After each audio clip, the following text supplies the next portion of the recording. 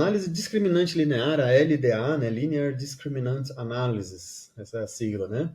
Então, ela difere das demais ordenações canônicas, por exemplo, a RDA, a CSA, em que a variável resposta ela é um vetor de classificação das amostras, objetos, né, em grupos. Então, você não tem uma matriz de variável resposta, você vai ter um vetor que classifica os objetos ou amostras em grupos. Os grupos eles podem ser obtidos, por exemplo, por uma análise de agrupamento. Eu posso lá fazer uma análise de agrupamento com base na minha matriz de espécies ou de variáveis resposta, lá, multivariada. Obter esses agrupamentos pela análise de agrupamento, esse é o exemplo que a gente vai ver na prática, no R. E aí, esse vetor, né, dos grupos, aí sim eu submeter a LDA, ou eu posso representar, né, esses agrupamentos, esses grupos podem representar uma hipótese baseada em alguma teoria ou observação que você queira testar. Então, o objetivo da LDA é buscar, a LDA busca, né, determinar em que extensão um conjunto independente de variáveis quantitativas, que vão ser as variáveis explicativas, né, explanatórias, podem explicar a formação desses grupos. Então, qual a relação dessas variáveis explicativas com os grupos que são formados aí por uma matriz de variável resposta lá, de comunidade de espécies ou outra, né?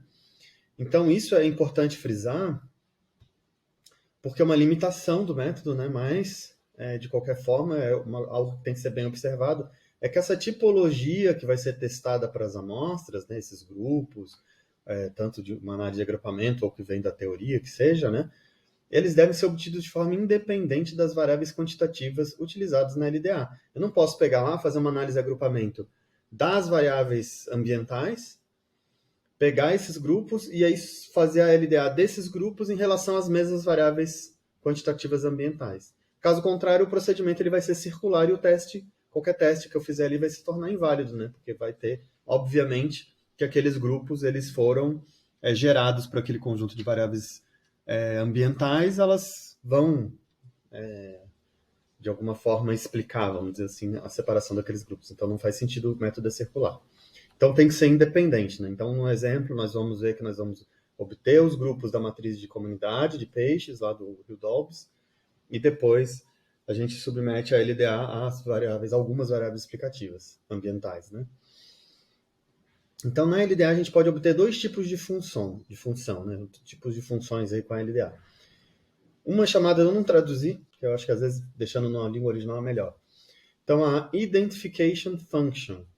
Elas são obtidas a partir dos descritores quantitativos originais, ou seja, eles não são padronizados, e servem para identificar o grupo em que um novo objeto pode ser atribuído. Você pode ter um novo objeto, uma nova amostra com aquelas características ambientais, e você pode querer saber em que grupo aquela amostra seria atribuída, né, com os grupos lá da comunidade de peixes, por exemplo. A gente vai ver esse um exemplo.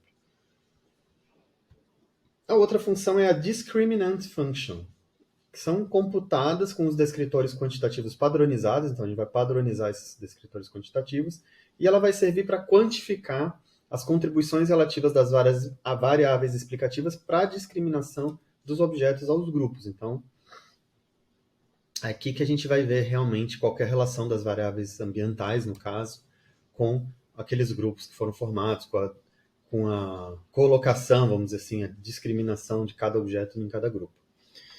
Ela tem que atender algumas premissas, essa análise. Aí é vamos dizer assim, a parte chata, né? Então, a matriz de covariância das variáveis explicativas em relação aos grupos, o within group, né, quando a gente fala que é uma variação dentro do grupo, ela tem que ser homogênea. Então, a gente vai fazer um teste de hipótese, a gente vai ver isso lá na parte prática. Então, a gente vai ter um H0, uma hipótese nula, em que as dispersões multivariadas dos grupos são homogêneas. Ou seja, a gente quer aceitar essa hipótese nula para atender a premissa. Então, quando a gente fizer o teste, a gente quer que não dê significativo, porque a gente quer aceitar a hipótese nula. A outra premissa é que as médias das variáveis explicativas são diferentes entre os grupos definidos como variável resposta. Essa premissa ela pode ser testada com esse teste de Wilks-Lambda ou também com uma MANOVA paramétrica, análise de variância multivariada paramétrica mesmo, a MANOVA mesmo. O H0 aqui é que as médias multivariadas dos grupos não são distintas. Então, nesse caso, a gente quer rejeitar H0 para atender a premissa, porque nós queremos que as médias sejam distintas, sejam diferentes. Ok? Então a gente quer que dê significativo, traduzindo aqui na linguagem popular, vamos dizer assim, né? E na prática, então, a gente vai usar o pacote mass, usar essa função LDA. A gente tem aqui o argumento fórmula, né? Aquela fórmula que a gente entra, né? Típica, né? Que a gente aplica lá nas ordenações canônicas assimétricas, como a RDA e a CCA. A diferença aqui é que a variável resposta vai ser aquele vetor dos grupos, ao invés de ser uma matriz de observações versus descritores, uma matriz de comunidade, ou o que seja, uma matriz multivariável. E aí tem esse argumento CV, que a gente vai ver também lá no exemplo, que ele pode ser ajustado para verdadeiro para que seja aplicado o método de validação cruzada, né, o cross-validation, né, para você verificar lá. A gente vai ver isso depois lá, o quanto, vamos dizer assim, por cento foi classificado corretamente lá.